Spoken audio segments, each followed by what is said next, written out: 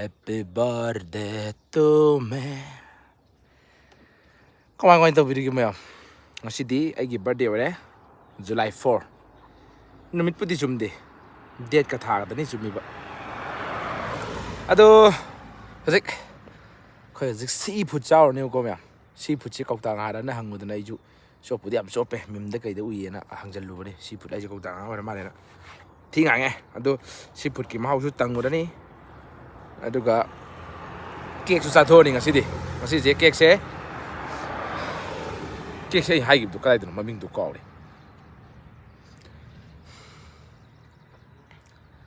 phare ai humang nungsa na ju loi re phan phudat pada thaudarage aduga matek na ma ge du ai dino khangau de nong je si matek kitang churakwan helmet ko usala di hero khra man jani sakse udre di hero man ge ha ko chole tu pura akhoi jing akhoi polythene bag ka pokhara ga hidra podo mai to khangau de bi jom nong pai dra kini yaudore jik thomas hoida hausik da thome bani cake loba thaudore nong ga suat ki dai kai sa je kaw re block ka to ba mita tara muk tani sui na mita sa mu do sa mu ya jo ma ti na su ba nong dai koi tau ja ko le hek thaudoro pa ga hang ne du mo sai pukhi pa pan gi ra ni tane pura nu sa je pura bahut adu si cake loba thausala ni kari ba qua cái theo thầu nào dầm lấy cây hay là cái nó hay kia lâu bom dễ đây dễ thằng dân kìa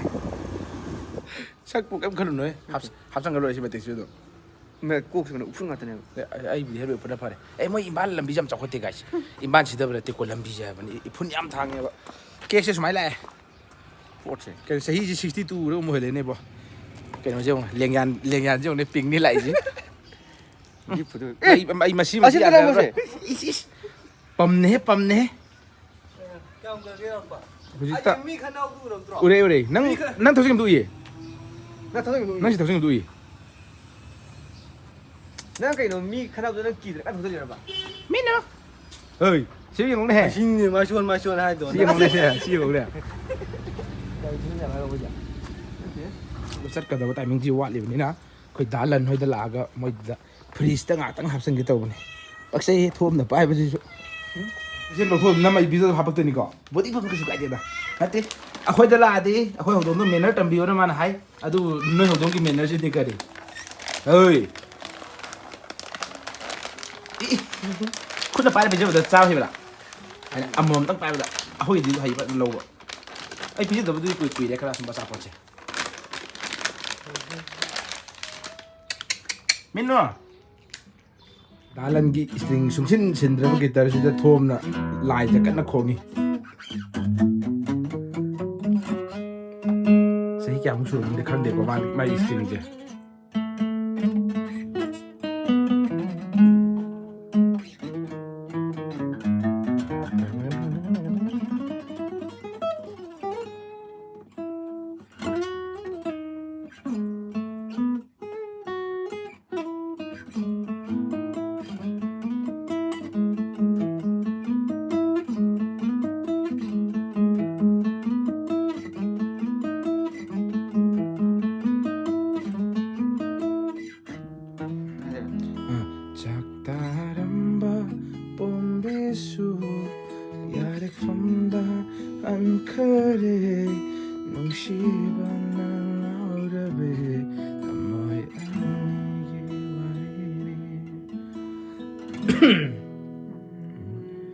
Sangre mana gichin hena mura vitel yidenda jinhi sambalangi ambara pajende Sangre mana gichin hena mura vitel yidenda jinhi sambalangi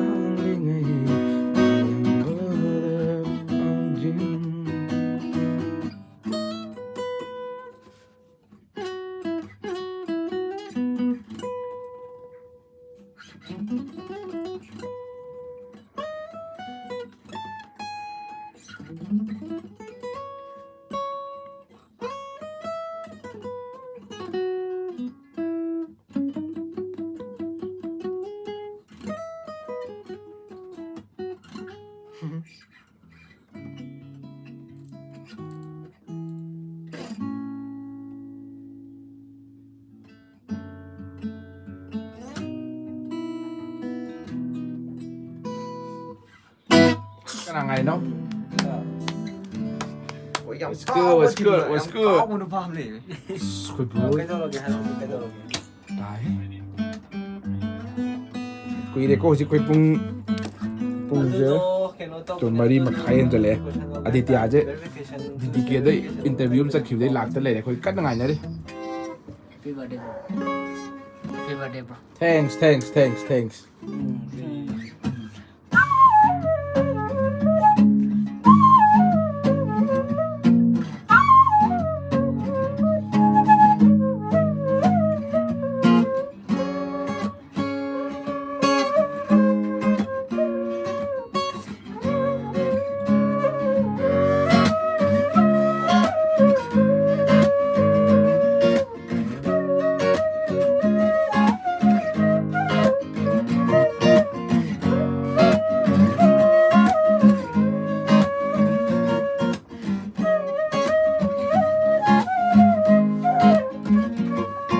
Kiek sih, kau dalan kau tahu apa?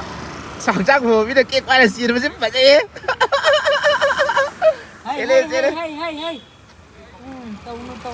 Làm thì nan mà này kau dalan sih.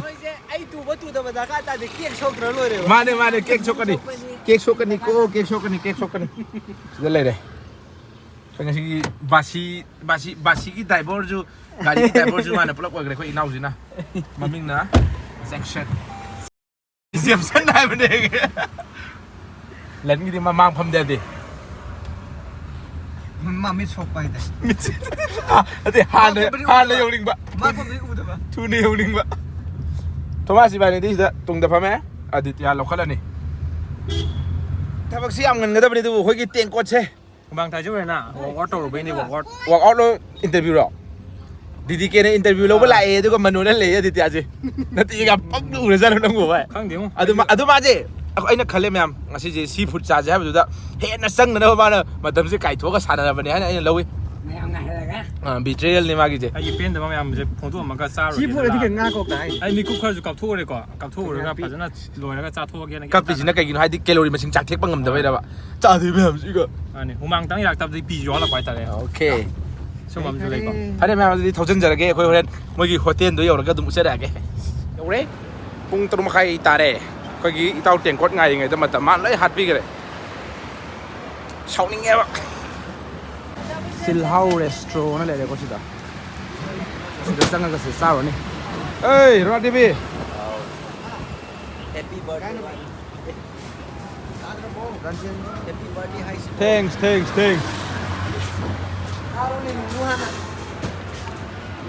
Makuha na kami. Matata kakalase.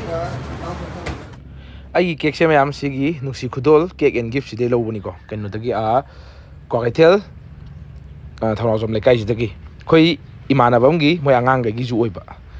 Ado cake se am jo haure mango flavor oi ko. Aduga cake se aina kizim khaim dangi haibani adu gram jo am hengalon bi re adagi candle lo adagi lengyano free am happy re gift oina. Thank you. Akoi itau zina ngasigi cake se mano ngam gre mangam magera. Itau cake wa chida.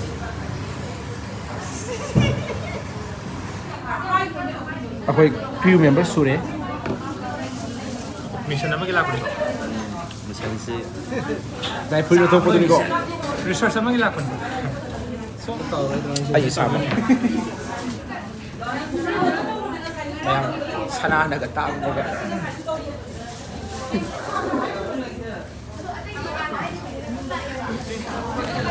Sina unboxing the cake ni sina. Yeah. Unboxing for the first time of 2026. Yang hantar kunci sih hamil birthday nanti. Sahim tanya ke thau rai ja to ki ka ba birthday lai. Langan, itu sih hamil. Thau ya.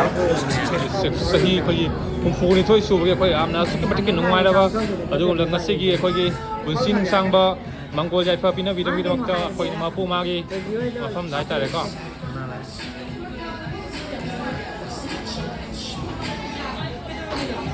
as angang pura kan hai dai nya sai na Rona surprise tau gi tau nang as ui đi bài tôi cắt chạy năng nhắm chỉ cho có tao mình năng in nó rồi chứ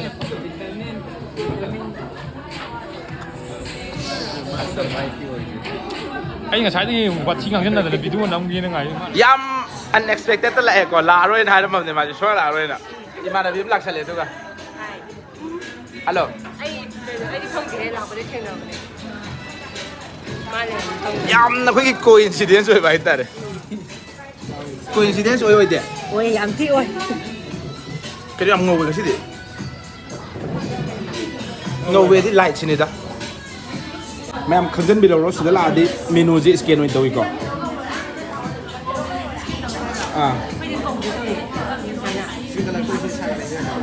ꯊꯛꯅꯕ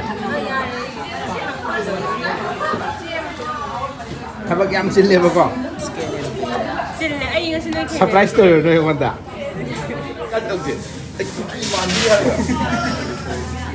오케이. 핑 ꯉꯥꯛꯇꯅꯦ ꯃꯥꯏꯗꯤ ꯄꯤꯡ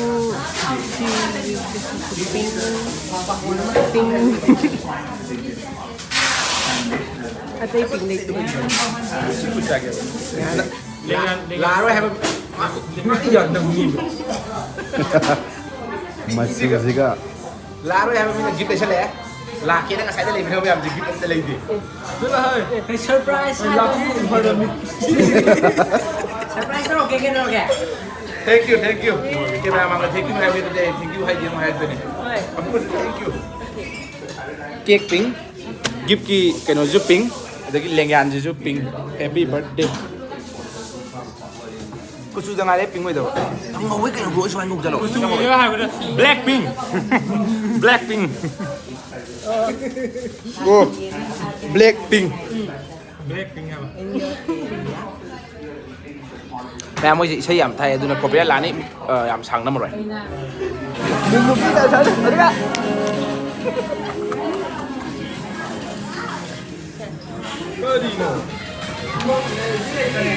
ꯌꯥꯝ ꯏꯅꯥꯏ ꯊꯤꯕꯤꯒꯦ ꯃꯥꯗꯤ ꯁꯅꯥꯒꯤ ꯊꯥꯡꯅ ꯀꯣ candle je su rồi jadi environment je mot kan ni ba ai birthday ni bida phawat ni tau je ba jadi 아까 하베단디 가면 뭐도 까면 그디 파티에 깨는 중 가면 somna kama je original dam ola je ba 애 까면 그거 가지 마 se kama ko yar ba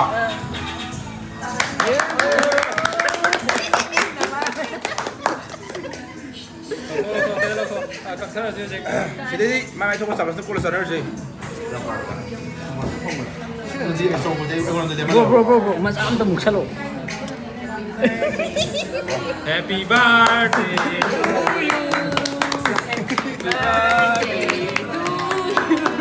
kai 저기 까이 큰 bro cái nào mà cái này sống rồi 까이 큰 아니 Duty hello sẽ đây sẽ xuống đây rồi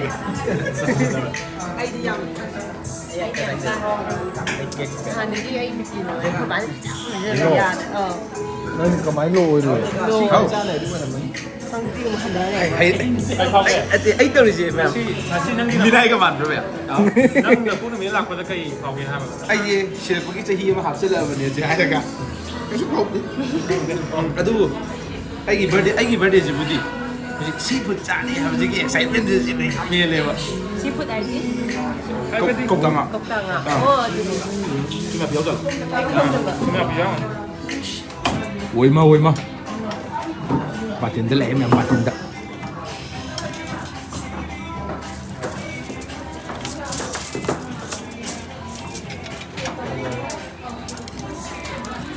몽가비 khẩn sao ấy 몽가비 hầu thông ăn rồi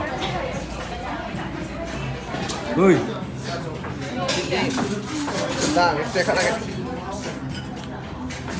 ям 찌다 와야 이거 만남 찌노시 ям 찌가 너무 말래 그래 싸가 뭐 하라게 만남 찌다 이다래 ai tiền chút mà nè đây cô ai kiểu có thằng gì kiểu 시자이는 통이 다섯 개 브라보 다섯 개 브라 그러면 진짜 오퍼리 양 칠레이 하자 지금 오퍼리 당 30%, 50%, 70% 능 나가 좀 이양 왔다 와 나는 나 너가 어떤 와이타이 오퍼리 지금 아주 요거 먹었다 AIN 700105 신나 비례가 앞에 먹었다 남기라가 연락을 오퍼리 좀 해줘야 돼 구동 사업자만은 비례 하이다 ꯍꯥꯎꯕ꯭ꯔꯥ ꯌꯦꯡꯉꯁꯤ ꯃꯌꯥꯝꯀꯣ test ꯇꯧꯒꯦ 좀 사실로네. 찌 하오야 맹 짜. 야 별로 그러고 찌 하오야 찌 하오. 할 까는 애들이. Mẹ man hai đứa mà sắc xịt tự bữa mà hào ni sẽ khăng ngầu bạn đi đã. Ado hồi đá lên cái review cũng dừng cái. Am tăng nhìn kì. Cái bố cái. 뭐로 가지고 살짝 더 쌉싸 찌 하오. Ok ok. Ý tao nó vào đi ê lên. Nâng thùng này bảo. 맹 통문이야. 찌 하오.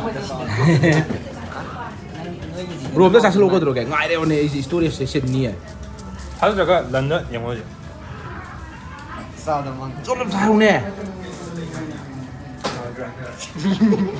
Cái với cái phải dân mà để phải dân ạ. Riêng. Lại tàn ra thì cái gì? Trong 강구 gì năm nhà rồi mà đi cái gì cả đây.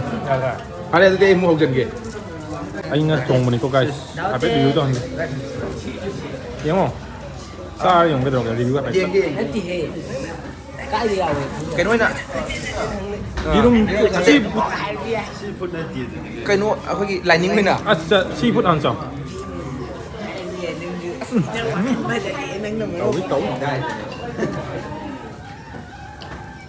이름부터 이름 하우스만 해요. 그리고 모록 농로 때리는 거 싸버지. 심한 하우래? 이름도 뭐 사이즈 빠매? 그 사버주 빠매기 오케이. 그거 뭐 따래? 또 시분 양식. 시푸드 영어. 불합 진짜 독하게. 간 떠나 거. Riêng gì cô. Riêng gì xong. nhầm những vật xin lỗi mà sao tôi cái tổng này tôi siêu như sao thì bỏ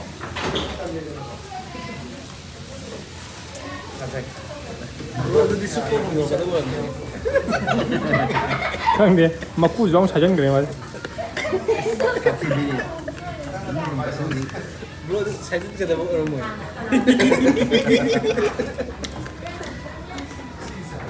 하우에 mà tôi không được 더 더. 좀 땅, 좀 땅. không bay được Ở đồng chí ơi này thằng này. của nó cái ăn khuất kỳ gì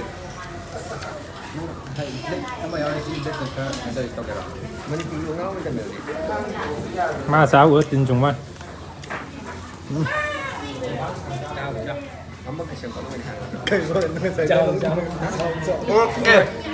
Sana sao sao sao lạc xuống em ra em lao nó thì tay từ sân mọi người đấy 번호로 비치는 됐다. Đâu thế à? Sao thằng cũng thằng. 토끼 애들이 면 싸봐 하고 잡을라. 블럭 세트라 돼. ra gì này sao nó dùng rồi mà 이름.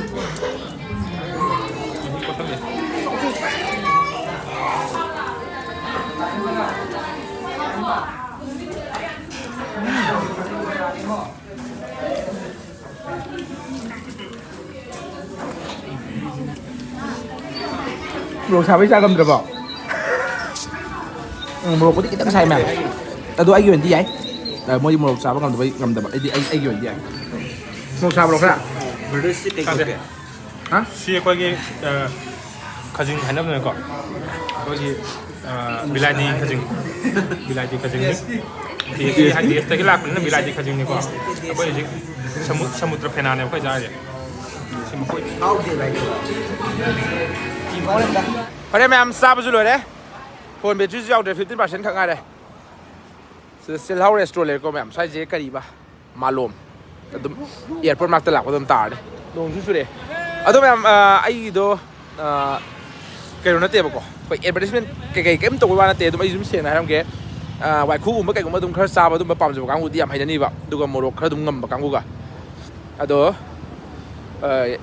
anh này em hype sạc cái lúc mu là cái mu hòm để quan tài tôi này tôi này xem của tôi hai cái ai đi một lộc xào bắp pa mẹ tôi còn vài khu cũng mấy cái sao và lối hình là bên anh quan tài thì tụm hào đấy nâng cho hỏi mấy tôi tiền qua na thì tia hào này lần xiên mà đi cái tăng ngầm vào lại lần xiên mấy cái nào mu đi bay phố cái mà đi sâu mấy cái nó hình là pa mẹ tôi đi luôn tụm giả đấy 아왜 거 아까 지금 사업이냐 너 뭐로 사업을 좀 뭐이 사다 보더니 좀 간섭이야 이거 또 아부 하고 다 보더니 một lộc sẽ khuyên khởi ra rồi 예, 뭐로 산 비노 하디 사로 ok 하와이 앞지 하와이 이거 nâng cái đi bro sắp mông ra chứ nâng cái Thế này đã. này đã này đã 아이 tiền 좀 5.5 TP cái ok 하와이 다 오케이. 바람에 아마도디 ngasi video se matang se loisalage. Happy birthday to me. 1 minute kun phone ju battery 7% khak ngai đấy koi lan noi thong an da le re แล้วนู่นทุ่งอันดับ video se ani rak loi chale sida singju ga จุ่มตัดสั่นแล้วมันจุ่มตัดสั่นแล้วซากซากไว้ตรงนี้ sa 差到洗多少不？ de khoi jing mari khang ngai re jam san ju chat kre 哎，红东不了给我一点。 ma yaw de sa lao lao 7% khak ngai re tau rồi ฟูจิระใช่ไหม yang se sida yang go ซีโมโรเมทัวร์ 今年你没说太多。 โมโรเมทัวร์จีบ้านของตรงจี hey ma si ja ja ngai da 谁？